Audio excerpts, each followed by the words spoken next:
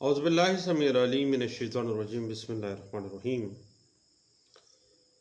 Specific relief act 1877 کے تحت جتنے دعویٰ جات بھی ہوتے ہیں ان میں سے اکثر تکمیل مختص معاہدہ بیع کے دعویٰ جات کی اکثریت ہوتی ہیں، اور اسپیسیفک پرفارمنس کے جو دعویٰ جات ہیں ان کی بنیاد ہوتی ہے. اور معاہدہ بیع کی تکمیل سے اگر ایک فریق منحرف ہو جاتا ہے تو دوسرے فریق کو عدالت میں جانا پڑتا ہے. وہاں پر منحرف ہونے والا جو فریق ہے عام طور پر ہم دیکھتے ہیں کہ وہ بائع ہی ہوتا ہے. سیلر جو ہے موسٹلی بعد میں جب پراپرٹی کی قیمت بڑھ جاتی ہے تو نیت میں تھوڑا سا فتور آ جاتا ہے، اور اس طرح کے مقدمات میں جو بائر ہے وہی پلینٹیف کے طور پہ سامنے آتا ہے، اور سیلر جو ہے وہ ڈیفینڈنٹ کے طور پہ ہمیشہ اسپیسیفک پرفارمنس کا دعویٰ خارج کروانے کے لیے بڑے پر توڑتا ہے. یہ بھی ایک ٹیکنیکلٹی ہے، ہم نے پہلے بھی اس پہ ڈسکشن کی ہے، دوبارہ بھی اس پہ ہم ان ٹیکنیکلٹیز پہ ڈسکس کریں گے.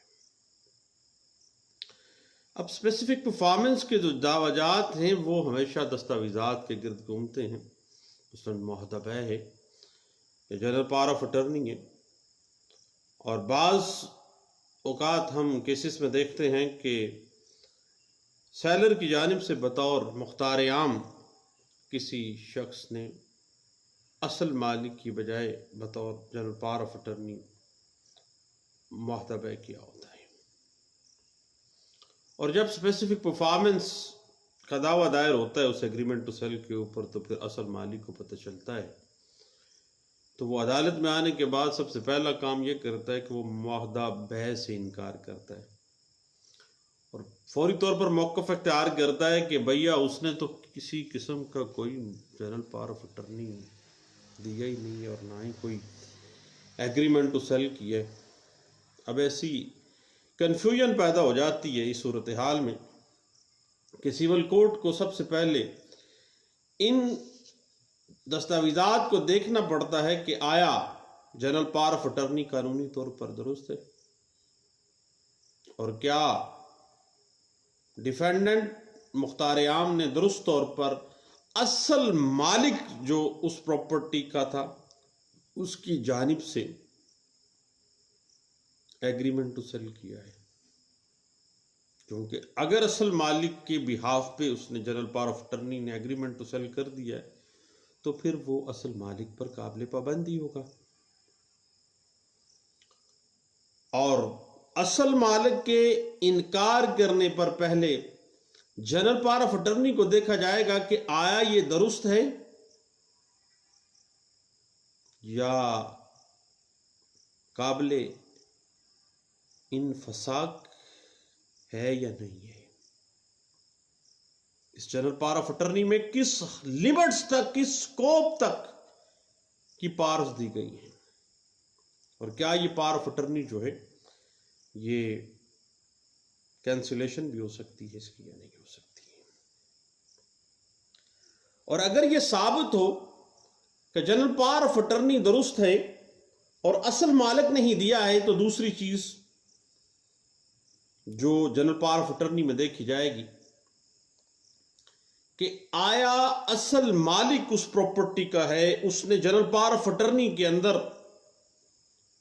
ایگریمنٹ ٹو سیل کرنے کا اختیار دیا تھا یا نہیں دیا تھا. اگر جنرل پاور آف اٹرنی میں ایسے اختیارات نہیں دیے ہیں تو جنرل پاور آف اٹرنی جس شخص کو دیا گیا اس نے جو معاہدہ بیع کیا ہے قانون کی نظر میں وہ غلط ہے، اور اس کے تحت جو معاہدہ بیع مختار عام نے کیا ہے وہ بھی کالعدم ہو سکتا ہے، اور وہ کالعدم تصور کیا جائے گا. اب اس پہ ہم نے پہلے بھی کچھ ڈسکشن کی ہے، اور پاکستان کی اعلیٰ عدلیہ ہمیشہ اس بات کے اوپر زور دیتی رہی ہے کہ جنرل پاور آف اٹرنی کو بڑے غور سے دیکھا جانا چاہیے. اگر کوئی اختیار خاص طور پر تحریر نہیں کیا گیا تو وہ اختیار مختار عام استعمال نہیں کر سکتا. اگر کرے گا تو وہ اختیار کا استعمال جو ہے وہ کالعدم ہوگا. قانون کی نظر میں کوئی ویلیوبل نہیں ہے، کوئی ویلیو نہیں ہے. عام طور پر جنرل پاور آف اٹرنی میں یہ درج ہوتا ہے اور مختار نامہ دہندہ لکھ دیتا ہے کہ مختار عام کا ہر فعل جو وہ کرے گا مثل من مکر ہوگا. عام طور پہ ہم یہ لکھتے ہیں، یعنی مختار نامہ کو دہندہ جو ہے اس کے ہر فعل کی ذمہ داری، مختار عام کے ہر فعل کی ذمہ داری کو قبول کرتا ہے. لیکن مختار نامہ عام میں اس جائیداد کو جس کے متعلق جنرل پاور آف اٹرنی مقرر کیا گیا، اس میں خصوصی طور پر یہ نہیں لکھا گیا کہ وہ جائیداد کو فروخت بھی کر سکتا ہے یا ایگریمنٹ ٹو سیل کر سکتا ہے. تو مختار عام کا معاہدہ بیع کرنا اور زمین کو فروخت کرنا کیا قانون کی نظر میں کوئی اہمیت کا حامل ہوگا؟ مکمل طور پر غیر قانونی ہوگا. دوسری بات، وہ دستاویز جو دعویٰ تعمیل مختص معاہدہ بیع میں استعمال ہوتا ہے وہ بذات خود ایگریمنٹ ٹو سیل ہے. معاہدہ بیع خصوصی طور پر اسپیسیفک پرفارمنس کے دعویٰ جات جب بھی کبھی جنرل پاور آف اٹرنی پہ آ جاتے ہیں تو سب سے پہلے جو چیز ایک سول کورٹ مد نظر رکھے گی وہ جنرل پاور آف اٹرنی کے اندر لکھے ہوئے اختیارات ہیں، اس کا سکوپ اور اس کی نیچر ہے. دوسری چیز scope of agreement to sale. اب ایگریمنٹ ٹو سیل کو بغور پڑھا جانا چاہیے. کیا اس کے ساتھ مالک نے کوئی اور شرط نہیں لگائی؟ مثال کے طور پر اگر ایگریمنٹ ٹو سیل میں درج ہے کہ مختار عام اصل مالک کی اجازت کے بغیر اس پراپرٹی کو بیچ نہیں سکتا اور نہ ہی کسی اور طریقے سے زیر بار کر سکتا ہے، تو پھر ان حالات میں بھی اگر مختار عام جائیداد متنازعہ منتقل کر دے گا یا زیر بار کر دے گا تو قانون کی نظر میں کوئی ویلیو نہیں ہے، وہ غیر قانونی ہوگی. اور مختار نامہ دہندہ جو ہے، جنرل پاور آف اٹرنی جو دے رہا ہے بندہ، جو اصل مالک ہے اس پراپرٹی کا، جس نے جنرل پاور آف اٹرنی دیتے ہوئے قطعی صورت ایگریمنٹ ٹو سیل کرنے کا اختیار ہی نہیں دیا، اس پراپرٹی کو فروخت کرنے کا اختیار ہی نہیں دیا، صرف انتظام و انصرام کی حد تک جنرل پاور آف اٹرنی دیا تھا، اس کے حقوق پر قطعی صورت ایسی جائیداد کی کوئی ٹرانسفر یا کوئی بھی بار جو جنرل پاور آف اٹرنی مختار عام کریٹ کر دیتا ہے وہ اس پر اثر انداز نہیں ہوگا، اور ان نیچر بھی وہ اللیگل ہوگا. پاکستان کی سپیریئر کورٹس ہمیشہ اس بات پہ زور دیتی ہیں کہ مختار نامہ عام میں درج ہو یا نہ ہو، مختار نامہ میں درج ہے یا نہیں ہے، مختار عام اس جائیداد کو جس کی بابت اس کو جنرل پاور آف اٹرنی دے دی گئی ہے اس کو اپنے لواحقین کے نام بلا اجازت منتقل نہیں کر سکتا. پہلے اس نے مختار دہندہ جو ہے اس سے اجازت لینی ہے کہ فلاں میرا عزیز ہے، فلاں لواحق ہے میرا، اس کے نام منتقل کرنا چاہتا ہوں. لیکن بعض دفعے مختار نامہ عام ناقابل تنسیخ بھی ہوتا ہے. انڈر سیکشن 202 کانٹریکٹ ایکٹ 1872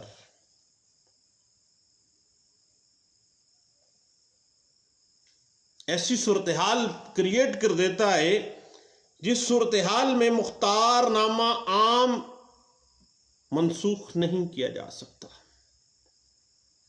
اگر اس معاہدہ میں مختار عام کا کوئی اپنا حق بھی شامل ہے۔ مثال کے طور پر اے کے ساتھ بی نے معاہدہ طے کیا اور اپنے نام مختار نامہ بھی حاصل کر لیا۔ اب اس مختار نامے میں یہ درج ہے کہ مختار عام جس کو چاہے زمین فروخت کر دے۔ اب اس صورتحال میں اگر مختار عام وہ پراپرٹی جو دراصل اس نے خود خریدی اور جنرل پاور آف اٹرنی لے لی، وہ اپنے بچوں کے نام یا لواحقین میں سے کسی کے نام منتقل کر دیتا ہے تو مختار نامہ عام کے تحت وہ ایسا کر سکتا ہے، اور سیکشن 202 کانٹریکٹ ایکٹ 1872 واضح کر دیتا ہے کہ اس بنیاد کے اوپر اگر کوئی کانٹریکٹ ہوا ہے اور اس بنیاد کے اوپر جنرل پاور آف اٹرنی ہوئی ہے تو that will not be revocable, تو پھر اس کو اصل مالک سے اجازت لینے کی ضرورت بھی نہیں ہے، کیونکہ کنسیڈریشن پے کر دی گئی ہے۔ کیونکہ دراصل زمین مختار عام نے خود خریدی ہے، ود کنسیڈریشن خریدی ہے، زر بدل دیا ہے، تو وہ اپنے مفاد کی خاطر امپاور ہے کہ وہ اپنے بچوں کے نام منتقل کر دے، تو کوئی امر مانی نہیں ہے۔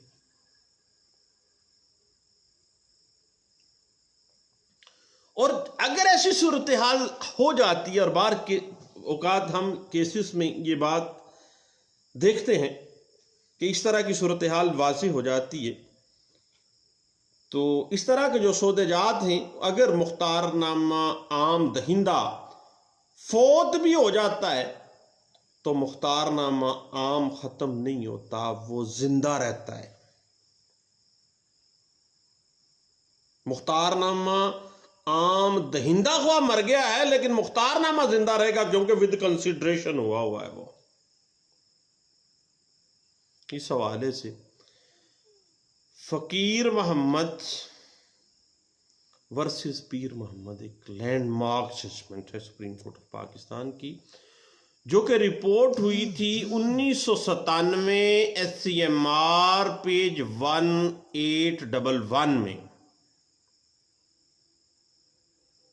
اس میں یہ واضح کیا گیا تھا کہ کوئی مختار عام اصل مالک کی اجازت کے بغیر اپنے بچوں یا اپنے لواحقین کے نام زمین منتقل نہیں کر سکتا جو اس کی بابت اس نے جنرل پاور آف اٹرنی لیا ہے۔ لیکن بعد میں اس اصول کے خلاف بھی یہ فیصلہ کیا گیا کہ جہاں مختار نامہ عام زمین کی قیمت وصول کرنے کے بعد جاری کیا گیا، کنسیڈریشن وصول کر لی گئی، general power of attorney after consideration وصول کرنے کے بعد دیا گیا ہے، تو پھر یہ جو پرنسپل ڈرا کیا گیا ہے نا فقیر محمد کیس میں، وہ اپلائی نہیں ہوگا۔ یعنی جہاں پہ کنسیڈریشن کی بات آئے گی صاحب، تو پھر بغیر اجازت مختار نامہ عام دہندہ کے یعنی اصل مالک کے مختار عام جائیداد اپنے بچوں، اپنے لواحقین یا جس کے نام چاہے منتقل کر سکتا ہے، اور ایسی صورت میں جنرل پاور آف اٹرنی منسوخ بھی نہیں ہو سکتا ہے، کیونکہ وہ ایسا سودا ہے جس کی پوری قیمت چکا دی گئی ہے، مکمل کنسیڈریشن پے کر دی گئی ہے۔ دین مختار عام جس کا جائیداد کے اندر مفاد بھی ہے، اس کے نام پہ جب بھی مختار نامہ عام ہوتا ہے تو وہ منسوخ نہیں ہو سکتا۔ اب یہ ایک ایسی سرکمسٹانس ہے جس میں اگر مختار نامہ عام نے کوئی معاہدہ کیا ہے تو وہ معاہدہ کالعدم نہیں ہوتا بلکہ قابل تکمیل ہوتا ہے صاحب۔ یہ ہے اصل موضوع بحث۔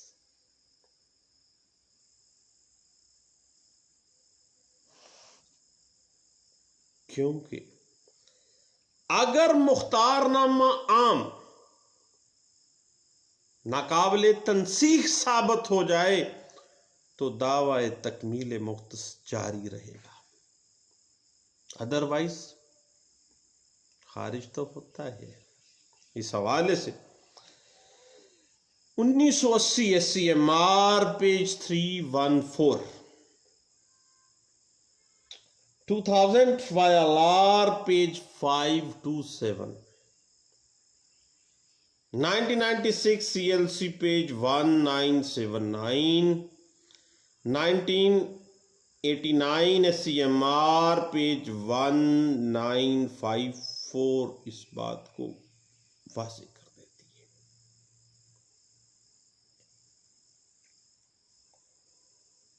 اب صحیح بات اس طرح سے ہے کہ مختار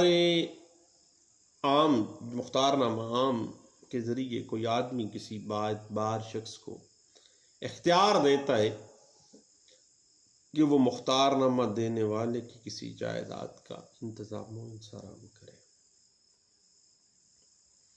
کیونکہ اصل مالک بیماری، ضعیف العمری یا کاروباری مصروفیات کی وجہ سے یا جہاں جائیداد ہے وہاں سے اپنے کاروبار کی وجہ سے دور رہنے کی وجہ سے وہ خود اس جائیداد یا اس پراپرٹی کی دیکھ بھال نہیں کر سکتا ہے۔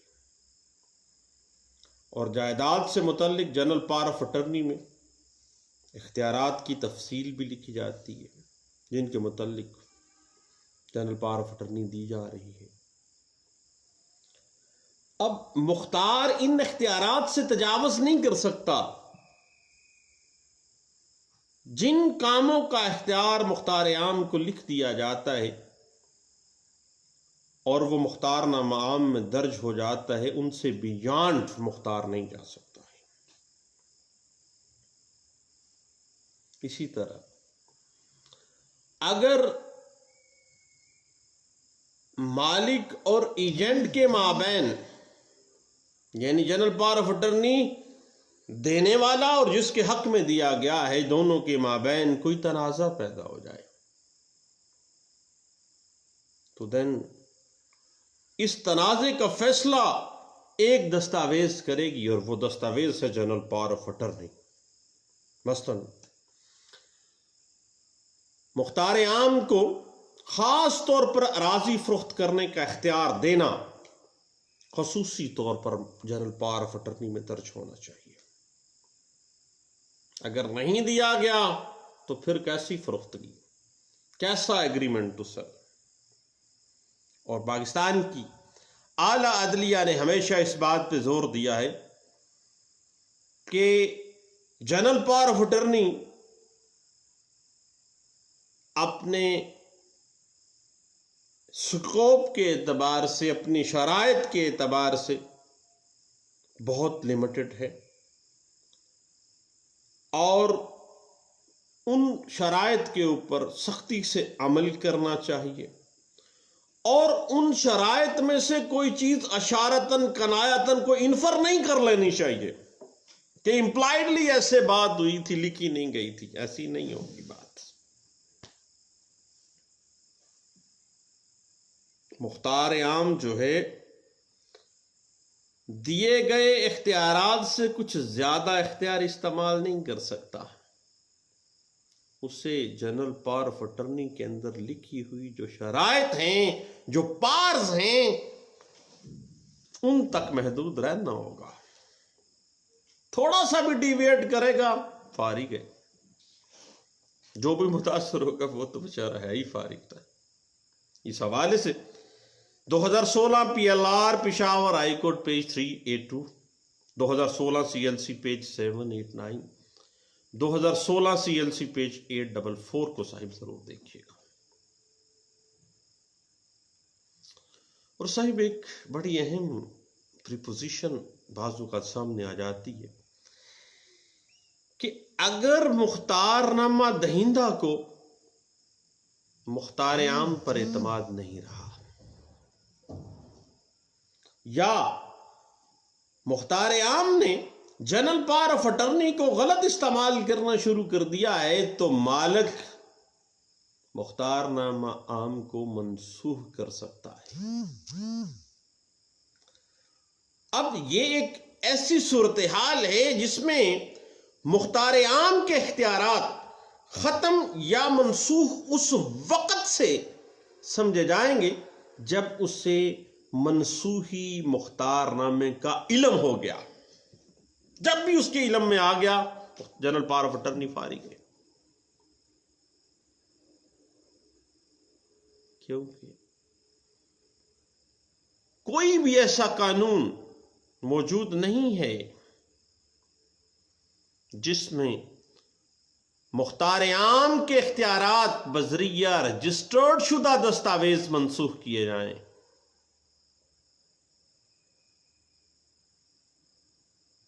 साहिब ज़बानी तनसीख मुख्तारनामा आम जब भी मुख्तार आम के इल्म में लाया जाए तो कानून की नजर से ये तनसीहे मुख्तारनामा आम के इख्तियारात की तनसीह के लिए काफी है। मामला यहीं पे खत्म हो जाता है। इस हवाले से एक लंबी छोटी डिबेट हमने देखी 2016 अपील केसेस पेज 342 में।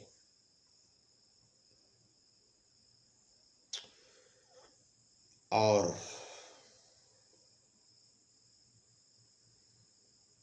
इसी केस में यह बात भी इंटरप्रेट की गई थी कि मुख्तारनामा आम अपनी शराइत के एतबार से सख्ती से पैराए अमल में लाया जाएगा, उस पर अमल किया जाएगा। और अगर मुख्तार आम की तरफ से एग्रीमेंट टू सेल किया गया है और उस एग्रीमेंट टू सेल करने का कोई इख्तियार या उस प्रॉपर्टी की फरोख्तगी का कोई इख्तियार उसको जनरल पावर ऑफ अटर्नी में नहीं दिया गया, तो फिर ऐसा एग्रीमेंट टू सेल या ऐसी फरोख्तगी या ऐसी ट्रांसफर खिलाफ कानून है। असल मालिक पर कोई बाइंडिंग नहीं है। इस हवाले से 2016 अपील केसेस 342 को जरूर देखिएगा। और इसी हवाले से 1996 CLC पेज 1979 जो है वो भी इस बात को बड़े अच्छे अंदाज से इंटरप्रेट करती है। साहिब एक बड़ी अहम और टेक्निकल सी बात थी कि अगर एग्रीमेंट टू सेल की बुनियाद जनरल पावर ऑफ अटर्नी के ऊपर रखी जाए तो कानून इस प्रीपोजिशन को किस एंगल से लेता है और इस प्रीपोजिशन पर आला अदलिया जो है वो क्या कहती है और क्या स्टांस है, इंटरप्रिटेशन क्या कानून की गई है। मैंने कहा सब दोस्तों के साथ एक अहम केस में हमने ये ज़ेर बहस हमारे आया, तो मैंने कहा सब दोस्तों के साथ इसको शेयर करना चाहिए। एक अहम प्रीपोजिशन है। ले दोस्तों, दुआओं में मुझे याद रखिएगा। दोबारा इंशाअल्लाह मिलते हैं। Thank you. अल्लाह हाफिज़।